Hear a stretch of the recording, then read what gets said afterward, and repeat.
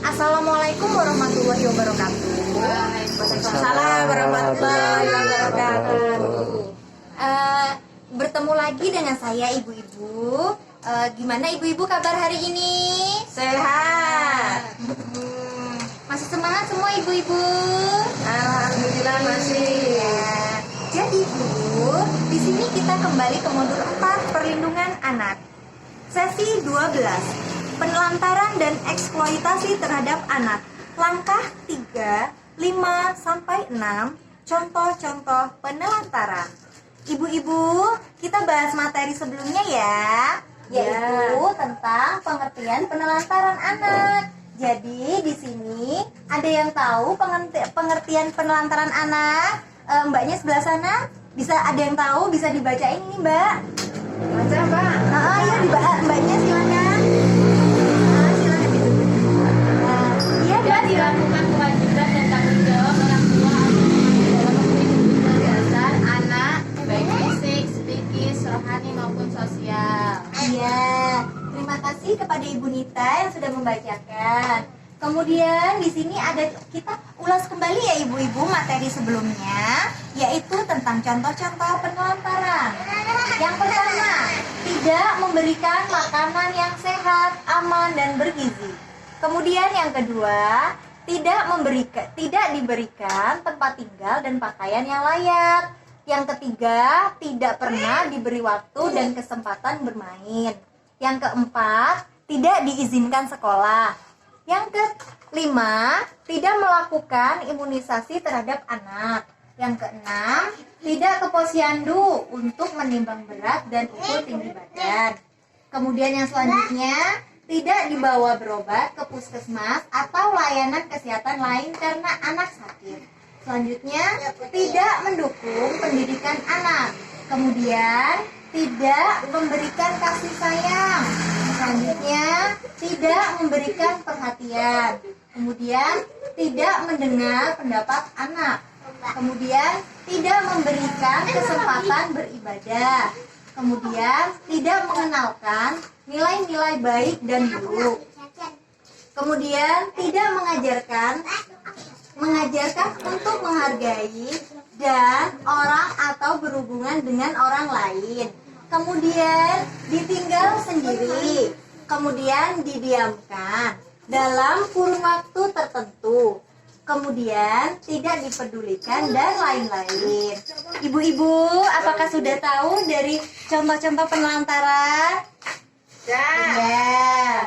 Nah, sekarang kita kan dari contoh-contoh tersebut ada akibatnya ya ibu-ibu ya. Apakah ibu-ibu tahu akibat dari penelantaran? Ibu Poniam, apa ibu tahu Bu? Yang pertama adalah, ya benar sekali. Jadi yang pertama adalah putus sekolah. Yang kedua Ibu Nita silakan, apa Bu? Kurang gizi. Ya benar sekali, kurang gizi. Kemudian yang ketiga, celaka, luka, dan sakit.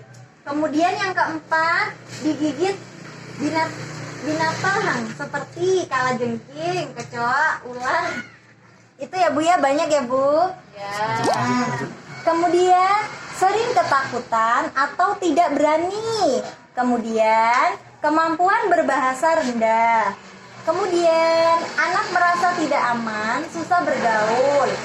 Dan yang terakhir, mengalami masalah penyelesaian diri pada masa yang akan datang.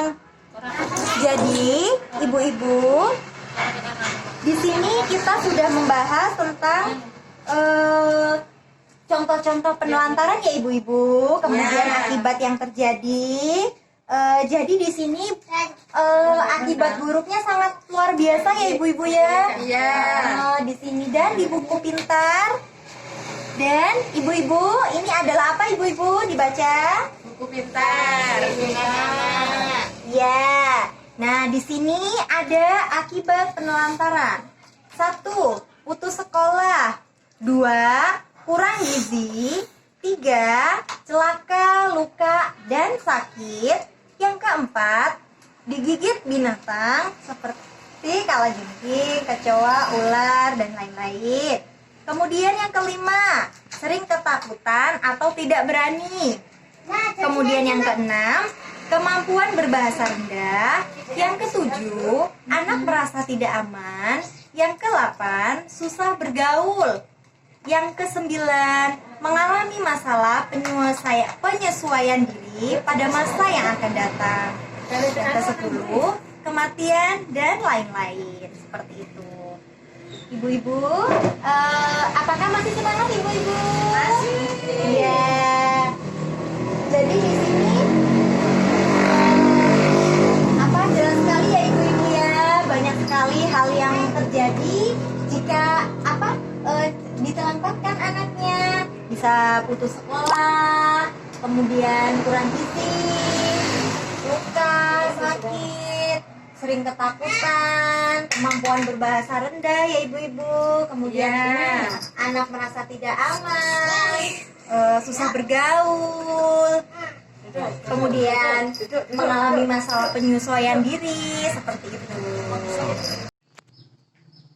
Jadi ibu-ibu, di sini kesimpulan dari contoh-contoh penelantaran dan akibat dari penelantaran adalah, jadi kesimpulannya penelantaran adalah tidak terpenuhinya hak-hak dan kebutuhan anak karena orang tua tidak dapat memenuhi kewajibannya sebagai orang tua. Maka anak tersebut akan mengalami akibat yang terjadi pada dirinya. Contohnya susah bergaul, kemudian anak tersebut putus sekolah, kemudian kurang gizi, banyak sekali yang terjadi. Kemudian contoh-contoh penelantaran yang terjadi pada anak tersebut, contohnya orang tua tidak mengizinkan anak tersebut sekolah, orang tua tidak memberikan kebutuhan makan, kemudian orang tua tidak memenuhi kebutuhan rohani, psikis maupun kebutuhan finansial atau kebutuhan materi anak tersebut, tidak memberikan kasih sayang, meninggalkan sendirian, seperti itu. Jadi kita sebagai orang tua harusnya kita mendukung anak kita untuk sekolah, untuk belajar, kemudian untuk bermain, memenuhi kebutuhan materinya maupun kebutuhan makanannya. Kita juga harus memperhatikan gizi ya ibu-ibu, bapak-bapak semuanya. Gizi itu sangat penting untuk anak. Apabila anak tersebut makan makanan yang bergizi, maka anak tersebut akan tumbuh sehat.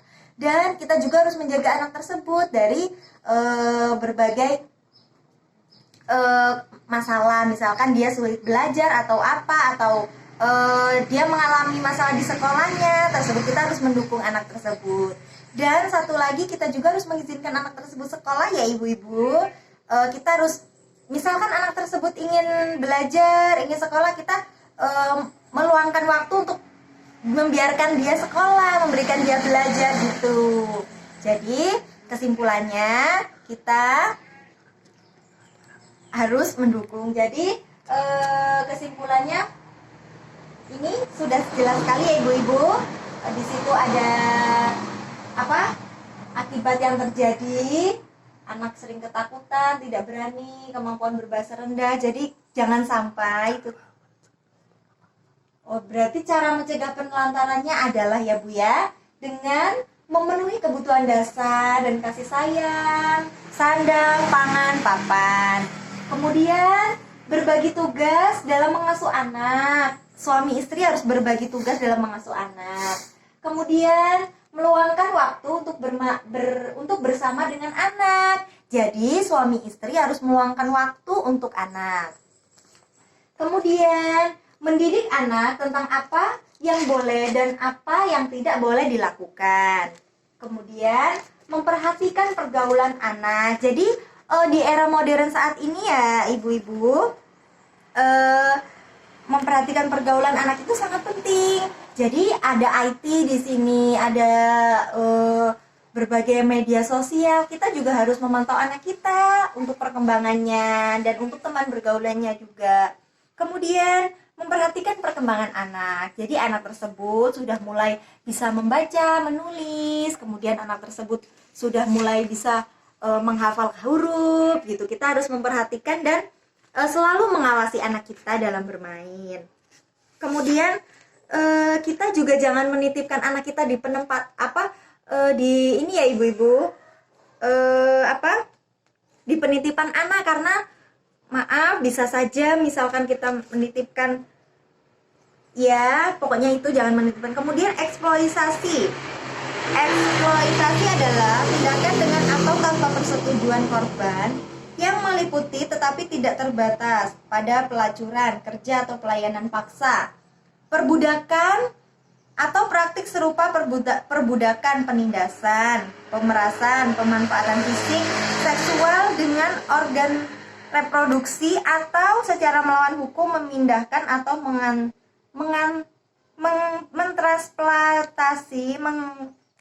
mentransplantasi organ dan atau jaringan tubuh dan atau memanfaatkan tenaga atau kemampuan seseorang oleh pihak lain untuk mendapatkan keuntungan atau materi. Jadi di sini eksploitasi sama saja dengan merenggut hak anak ya ibu-ibu. Seperti itu. Jadi di sini contoh eksploitasi. 1. Pemanfaatan tubuh anak.